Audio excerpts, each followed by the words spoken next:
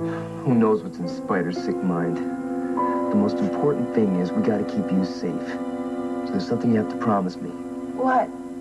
Tell your grandparents what's going on and get them to hire a bodyguard to protect you. It won't work. The minute my grandparents or my mother found out that somebody was following me, they would forbid me to see you forever. Well, that's a chance we'll have to take. It's not worth it, Steve. Trisha, I would rather you give me up and never see me again than for you to be in danger from that slime spider. Stop talking like that. Trisha, I love you.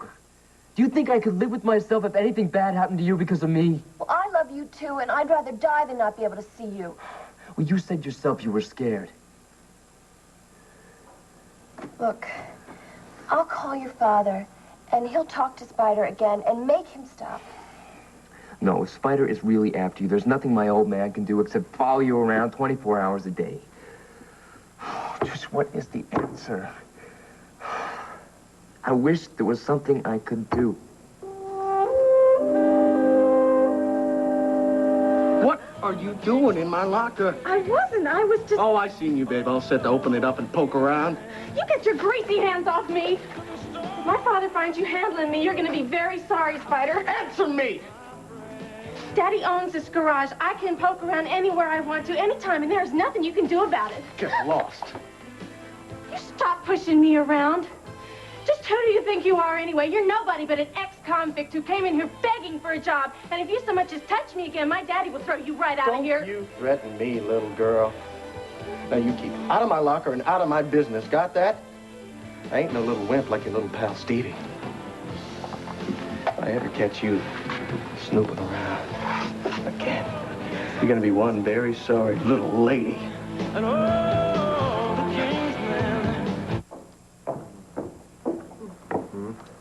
Oh, Grandma. Sorry. I don't know what it is. Whenever I'm around the girl, I just get this urge to hug and kiss her. Well, whenever I'm around Cabot, I have the same impulse. Now, this is not your official wedding gift. It's just a little something extra that, well, it means a lot to me in a very sentimental way. Thank you. Thank you. Oh, gorgeous. Oh, Mrs. Alden, it's lovely. It belonged to my grandmother. Oh. And she gave it to me when I married Cabot. And I wanted you to have it as a token of my love and my happiness at your marriage. Mrs. Alden, it's exquisite. I'll always treasure it. Well, don't just treasure it, though. Use it. Oh, and Stacy, you'll find there are 16 matching napkins. I foresee many large dinner parties in our future. And then you can pass it on to your daughter or your granddaughter. Mrs. Alden, thank you. You're welcome. I was just telling Jack how welcome you always make me feel here. Thank you for that, too.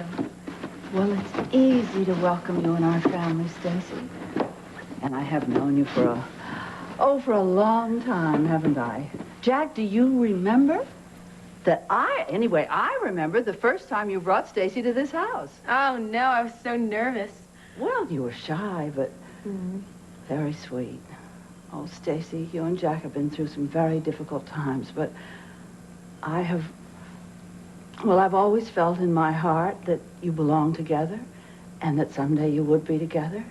And I'm just happy that the day has finally come. Oh, Grandmother. Oh, dear, look at me. You're supposed to save the tears for the wedding. Well, tomorrow I'll just be all smiles. Don't hold me to it. Okay. But, you know, it just seems like yesterday that Kevin and I were having our rehearsal dinner. Oh, and do you know that at that moment my mother was still hand-sewing lace on my wedding gown? Do you know that my mother is doing that right this minute? Oh, and loving every minute. Oh, my darlings, they're precious moments. Make the most of them. Thank you. Oh, no, you don't. No, I don't what?